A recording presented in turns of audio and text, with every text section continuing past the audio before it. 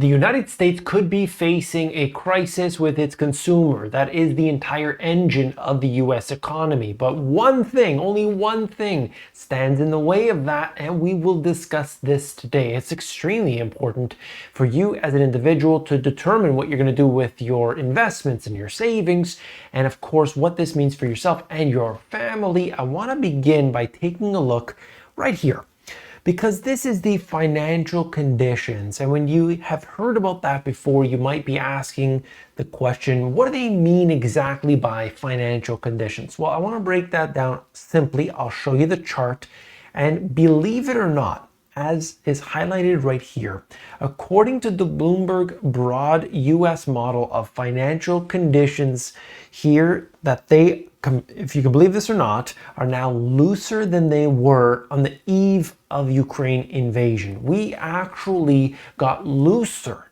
throughout this process in 2022.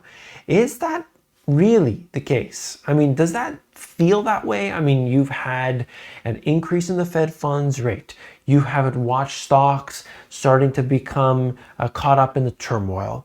You looked at the mortgages that have risen, housing started to tumble in some areas, sales started to go down quite a bit. Things really were different from, let's say, a year ago. But how could it be that the financial conditions are looser now than they were before? Let me read this to you just for a moment. The market is rallying as though it's a clear day with a long straight road ahead, not a car in sight.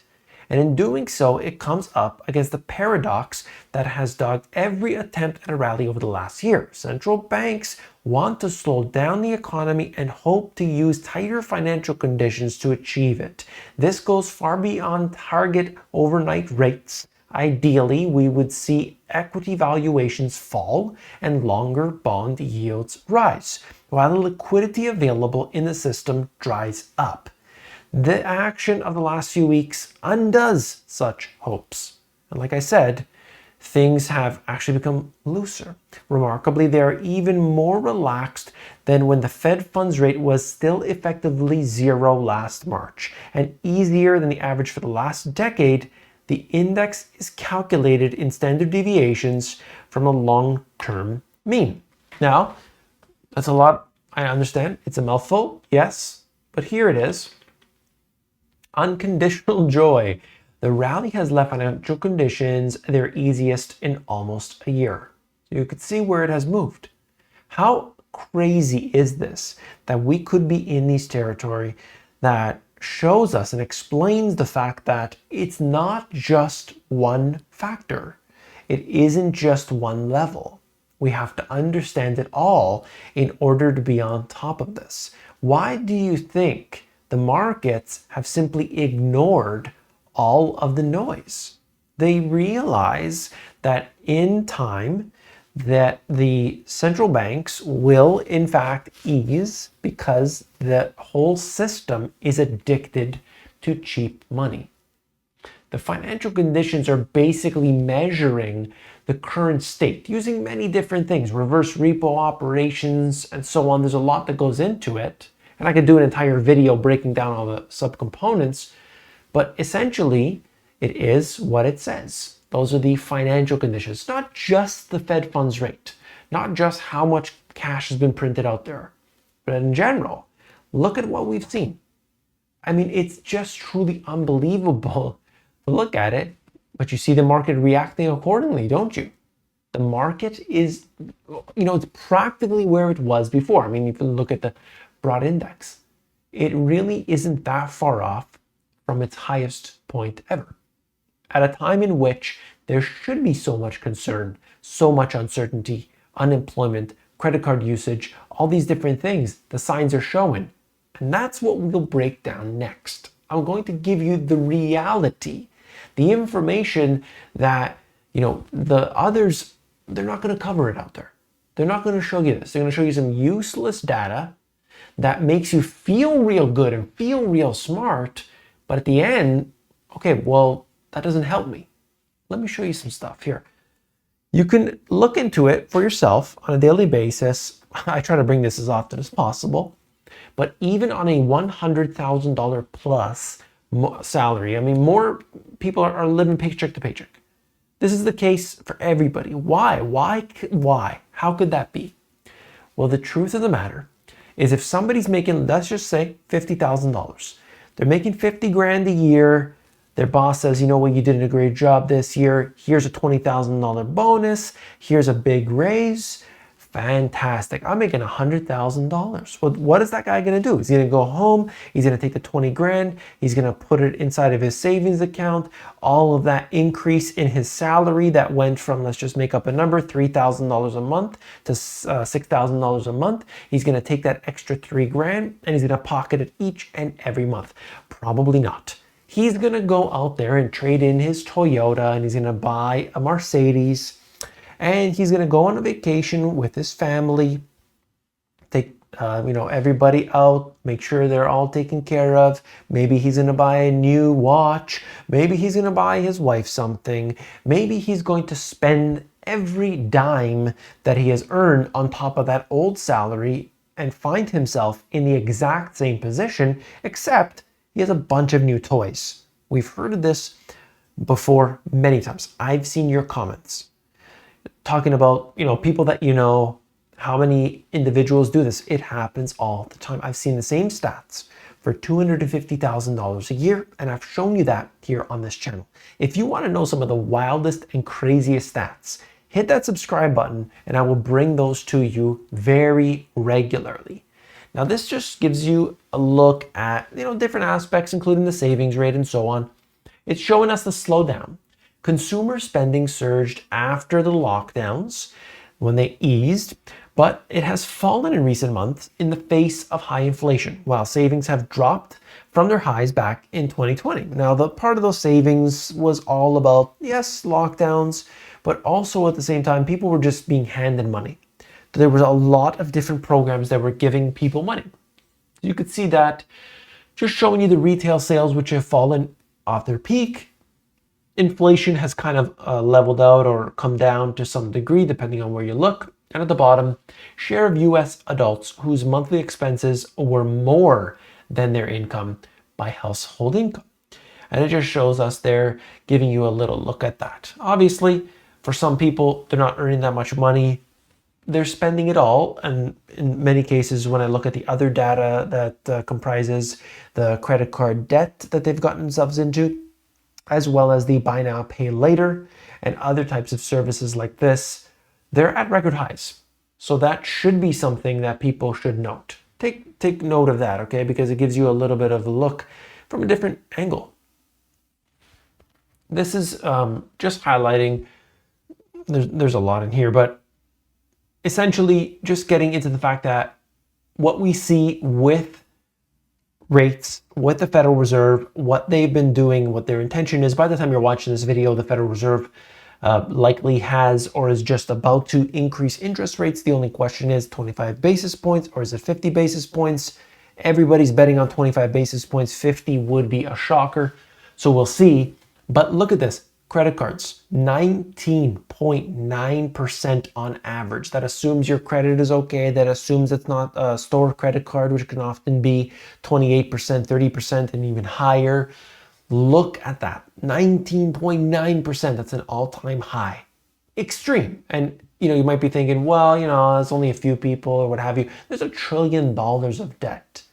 $1 trillion of debt that's moving at these percentages. That's important. At the same time, you look at what's happening with all the different types that are around there. I mean, there's so many. But anyway, the point is, too much debt. People aren't saving. People need to use this in many cases. Okay, it's like a lifeline for some people. Banks brace for more consumers to fall behind on their loans. This is just showing us that delinquencies are rising, prompting lenders to add to rainy day funds. Something I've covered recently, and of course, we've seen this before, this loan loss provisions. So if that particular bank believes that more consumers are not going to be able to pay their bills, they want to have some cash set aside so that they can take care of that. Okay, they got to do the write-offs, they got to make that happen. But it's a small percentage of the total. We know that to be the case, However, it shows you that they're getting data incoming that says, we better watch out. It's not just because interest rates are rising that they're doing this. They're seeing that data starting to pop up.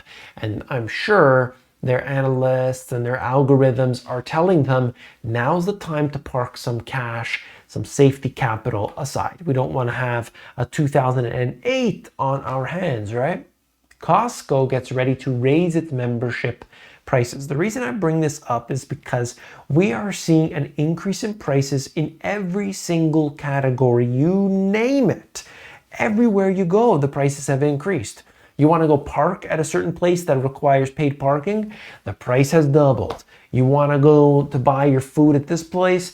The price has increased. You want to, you go to the restaurant. Do you remember they used to give, you go to an Italian restaurant, they would give you the bread and the olive oil, and now they charge you $6 for the bread and the olive oil? That used to be complimentary. No longer is it the case. Things like this, like little things here and there, are adding up. All different services are now becoming an addition when they used to be just assumed to be there. So we look at this inflation in so many categories, and yet you're not going to see that on inflation. Like, is this going to come up anywhere on inflation? No, it's going to go to the GDP.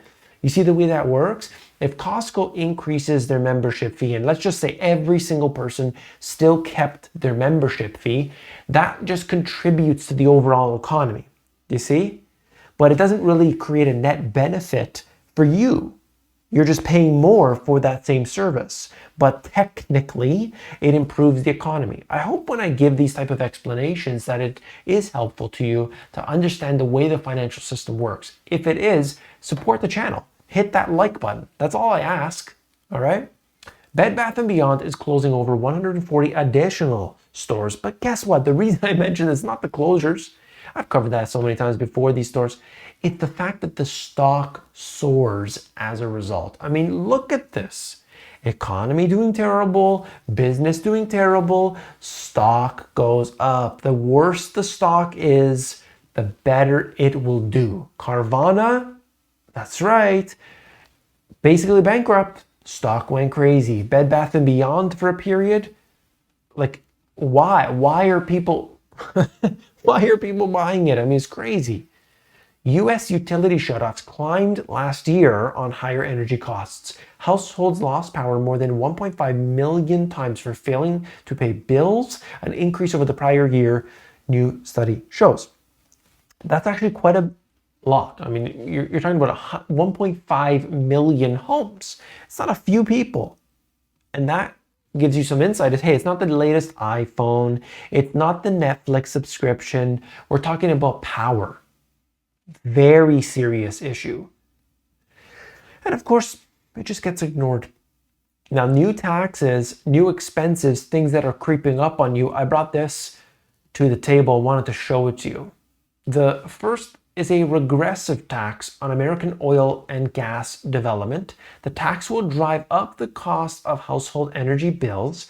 The CBO estimates the natural gas tax will increase taxes by $6.5 billion. Huge, right? A 17% increase on the average family's natural gas bill. That's what's happening right now.